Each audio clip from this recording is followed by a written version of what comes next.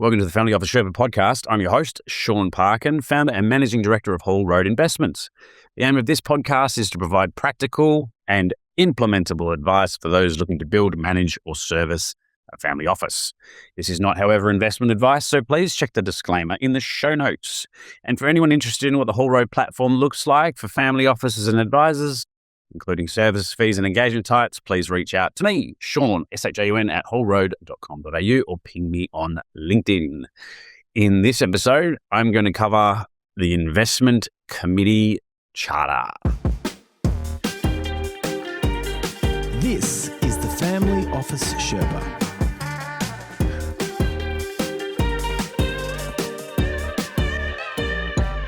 So, when we talk about the Investment Committee Charter, and the reason this has come up as potentially interesting for officers is that when I join or when I establish the investment policy, the natural sort of iteration is to establish the investment committee. And sometimes there's a really good case for having a charter associated with it. And a charter means basically what's the roles, responsibility, and purpose of the investment committee. It does create more clarity. It does create all sorts of good governance structure. I mean, the investment policy itself does dictate to a certain degree how these investment committees should run. But a separate charter allows the family, the principals, the counterparties, and importantly, the investment committee members to understand why we're here. What are we trying to achieve? And what are the rules and the guidelines and the rails that are associated with it? So that's why we have a charter. I think it's a really good document. It's a document that I'm getting asked to write more of lately. And it's also one of those documents where you really have to listen to the family and on the investment side in particular around what they're looking for from an investment committee. And sometimes it's just a case of getting it written out and getting it in place. So I thought what I would do is go through my experience over the last couple of years in particular where being tasked to write these. And it's been a really good process to go through because, again, it just reiterates and articulates the governance that goes along with investments. So what I'm going to go through in this episode is what I put in an investment charter, what's the purpose and things like that, how do we establish it. I'm also going to go through another major part of it, which is sort of the second part, which is how to get the family to articulate and to really buy in and come on, a quote unquote journey with us. So those are the two big factors here. This is what I'm going to go through. So let's go through the first one. What is the investment charter and why do we have it? So we have an investment charter. It's a document. It should be customized to the office. It shouldn't be a template, really. I do have a template, but that is really just to create the questions to ask. It really does sort of sit post. So we write the investment policy, then we write the investment committee charter if we decided to have a formalized investment committee, because what that allows us to do then is have sort of a guiding North Star, right? Who puts it together? Well, the family or whoever's involved in the investment side or is a, we probably call it a stakeholder. They're the ones that are really looking for some document to sort of go, well, all the decisions that are made around the investment portfolio follow this process. Now, the investment policy doesn't always dictate what that process looks like. So sometimes you need this document that removes ambiguity, removes gray areas, really clear and really, really clear on sort of what the purpose is. So who puts it together? The people that have an interest either at the beneficiary level or the governance level or advisory level to make sure that there is a process associated with the running of the IC. So the main components, these are the ones that I found helpful. You don't have to follow them. I mean, obviously, like all documents that sit within the investment office and the governance structure, make them yours. Make them really, really specific to what is going to be helpful and practical for you. Right. First one, one, purpose. Why do we have the investment committee? What kind of investment committee is it? So is it a decision-making committee, which is, do they vote on things? Like I said in the past, investment committees are not portfolio management committees or portfolio management groups, but they do sometimes have voting rights. We have to vote on it. Is it really formal from that point of view? Or are we just looking for feedback? Is it for recommendations only? Things like that. So really come down on what the purpose of, and this is the purpose of the investment committee, right? Not the purpose of the office generally or all the rest of it. Why do we have an IC? Just lay it down. Why do we have it? And that's a really, really good start. The next one you got to think about is responsibilities. A lot of the time, the IC is there to review new investments as they come through, not to make investment decisions, but to review them as they come through. So it's a reviewing responsibility. We do a certain due diligence, and that due diligence tends to be framed from, is it following the investment policy? Do we have, on the due diligence side, have we met the criteria associated with it? So sometimes we might have an asset class such, let's use private credit or something. It has a certain amount of criteria associated with it. It might be there needs to be a certain research. It needs to come from a certain counterparty. The criteria whatever the criteria ends up being. But the due diligence has to reflect that from the IC point of view, right? Do the new investments, the responsibilities, do they lie in the fact that new investments brought to the office, like I said, alignment to the IPS, making clear evidence-based recommendations? A lot of the time it's around monitoring performance. That's the role of the IC. Quarterly, monthly cadence that we have. How is it going?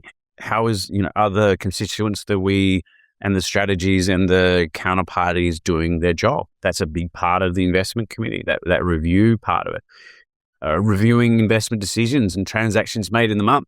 That's a really big part of what we do a lot of times, especially if we have like a separately managed account or some version of discretionary account where not all the transactions come to the investment team for execution or for approval. So what you end up having with these SMAs and discretionary accounts is a lot of transactions that have occurred prior to the meeting that we're having.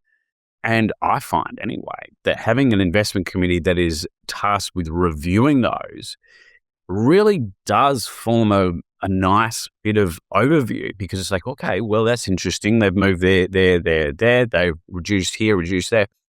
But the narrative doesn't match it or something like that. There's a really good touch point there. Some sort of, okay, well, let's get involved. Let's see what happened. Okay, we transacted this and this and this. Okay, that matches it. Or maybe let's just red flag a few of these. That pre-reading for ICs is super important for that kind of thing. The other thing that an IC might be responsible for is continued improvements in the investment office and the process. It might be to make sure that we note gaps within there. If there ends up being really glaring process gaps within the investment management piece, that's where this might pop up. Education might be a purpose here for a certain type of investment committee. They're trying to bring in the next generation, and that's a purpose. That's something that we're looking to achieve. And honestly, if you write it down in the purpose or the responsibilities, often it happens. If you don't, or it's grey, or it's ambiguous, or we're not really sure, then it doesn't. It's the sort of things that I know people don't like the nature of policy. I mean, I've worked for enough sort of large institutions to know that a lot of policy is there for ask covering and things like that. But this isn't ask covering. This is for being proactive. This is for making sure that the policies match our purpose and match what we're trying to achieve here. So I think these are good. They don't need to be super long. They just need to be super engaging and bringing us along for it. So they're the purpose. That's the responsibilities. Next one is composition. Who's on it? Paul Road, or me, is usually listed as an independent member on the investment committee. But within the investment charter, you should really lay out who should be on it. Sometimes I see investment committees that are really specific around what they want on it. They might want sector specialists, or they might want, sometimes on the investment committee, I'm serving a purpose there, not just the independent member, but I might be the governance specialist, or I might be the family office, overlay or something like that. And sometimes they have, and I would recommend this, to be honest, which is to have defined roles. Don't name the people, because otherwise you'd have to keep doing this all the time every time someone changed, but really just name the composition, like the roles that people have with it. And obviously there's a lot of family member A, family member B, family member C, but sometimes it's the chief investment officer. Like I said, maybe it's someone like Hall Road, which is an independent advisor. Sometimes it's the CEO or the GM or the CFO. Just be really clear around sort of what the composition looks like. And then what that does, it shows you where your gaps might lie. And it shows you the number of people that you need on it as well. But, even if it's placeholder memberships and descriptions, that's sometimes really good as well, because again, it shows you we are trying to improve, or we're trying to, this is just an iteration of the office where we're trying to get to. Okay, so that's composition. The other one is the chair. So there's a chair of the investment committee. It doesn't have to be formal. You don't have to call them the chair, but someone has to run it.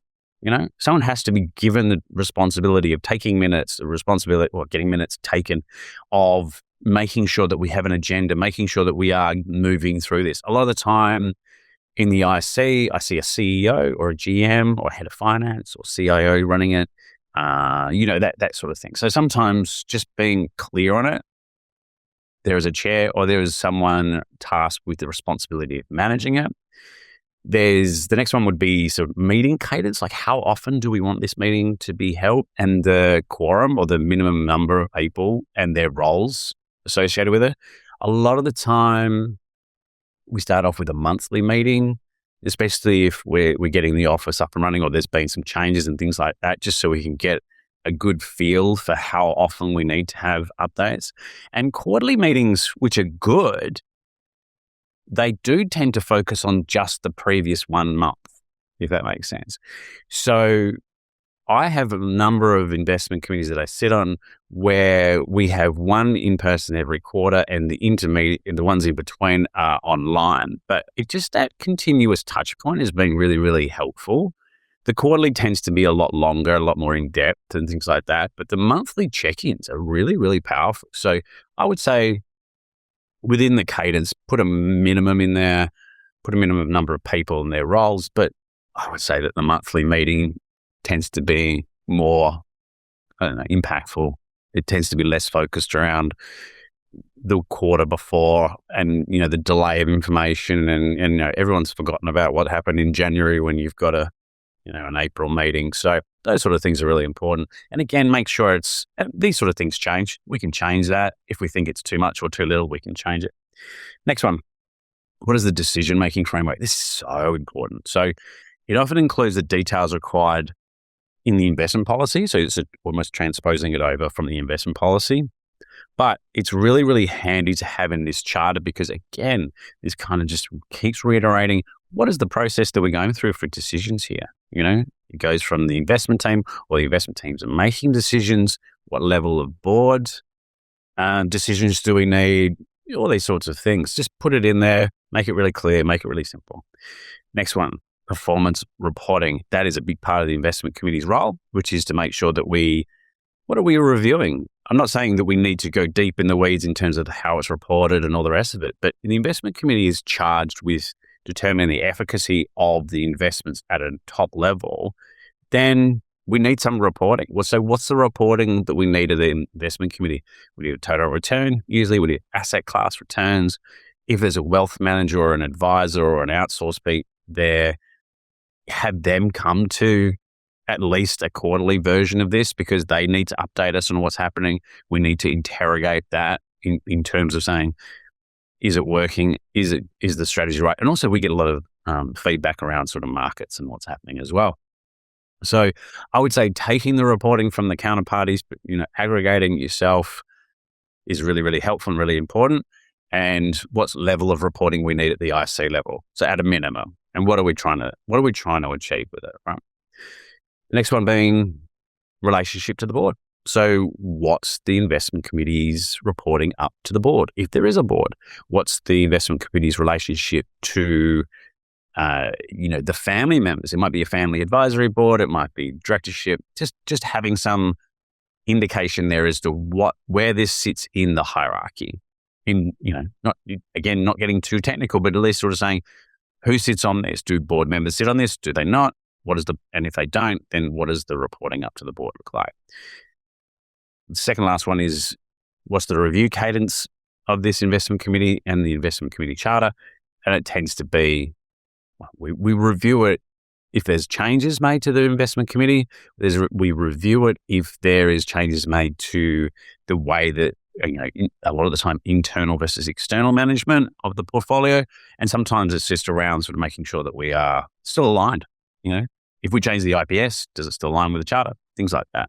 And the last one being the signatories. So who signs this? Who's putting their name to this one? So hopefully that's helpful. A little bit of a plan. If you think about it, just putting it together and writing it all down is sometimes super helpful. Even if it's just a page, just to say, well, this is what we're doing. And every time you have an investment committee, you make sure that, the charter is being, matched. Now, the next part of this episode is really around sort of how you get people to this point, how to get the family to articulate what they want in their investment committee charter. So as I mentioned in the previous episode here, the aim is here, which was called Starting from Scratch, if you're interested in the episode. The aim here is for the client to start from scratch. We don't want an investment committee charter that's just put together and then go, here it is, and there's another box ticked. Like I said, we're not a big corporate or an institution here. We're not looking for box ticking or exercises here. We're trying to get documents that help us. If you don't think you need an IC charter, don't have one. It's really simple. But if you think that you need another bit of policy that will really clearly define the IC and what its purpose is, it's very helpful. But you've got to get people on board. You've got to get people to say, this is what we want this committee to do. Right? And you've got to talk to people. You've got to have a couple of meetings. You've got to get in front of people. You've got to get them to articulate what they want, right? Like I said, I have a template, but the real sort of grist to the mill, or the real meat on this bones, let's label the metaphor a little bit, but that comes from the client. That comes from the family. It's not from me. Like, I have a template because I know questions to ask. I have a template because I know what we need to sort of at least put in as a minimum. But the client is the one that dictates what happens here. And also, you got to know what good looks like when you run one of these, when you're looking to put an IC charter together. Because I've seen IC charters work really well in practice. But I've also seen ones that at the first bit of, challenge or disagreement or uncertainty or grey area around the way that the investment committee is supposed to run, they fall over really, really quickly. So one of the value propositions here for firms like Hall Road or, name your governance advisor, is that they should know what one of these works or how one of these works, and if it works well when you throw challenges at it. Or will it fall over and everyone goes, well, this doesn't mean anything? And then people lose faith in it and then they stop looking at it. So I think this is the really big thing. Get someone to help you write it, or get the client to articulate it, and get someone to write it that knows that's going to work or that's not going to work. As soon as someone goes, I don't believe that's a right investment, and then the whole thing falls over, that's what you're trying to avoid here. And, maybe in reference to some previous episodes around AI and the use of it, it's really hard to do these sorts of things using AI or just to chuck it into Claude, because the prompt is not the question here. I mean, you could just put it into AI and say, write me an investment committee charter, sure. But it's knowing what answers probably will look like and if they're actually going to work, if this is going to articulate it correctly. So I would say the big thing that I would say to those looking to put together an investment committee charter, is A, figure out if you need one, B, write it yourself, and C, make sure that it stands up to tension, it stands up to disagreement, it stands up to the cheap seats a little bit, right? So I say that's a big part of it. So that's my 2 cents. If you're interested in how I put these together, then feel free to reach out. Shaun at hallroad.com.au. I'm always really fascinated to sort of write these because I find them very enjoyable.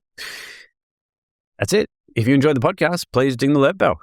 You'll get a notification when the next one's published. If you feel like putting a rating on it, I think that helps. So if you want to do that, that'd be super cool. For any more information around sort of what I do and the Family Office Sherpa, please visit the website, thefamilyofficesherpa.com. And if you want to see the podcast, newsletters, things like that. Until next time, thanks for listening.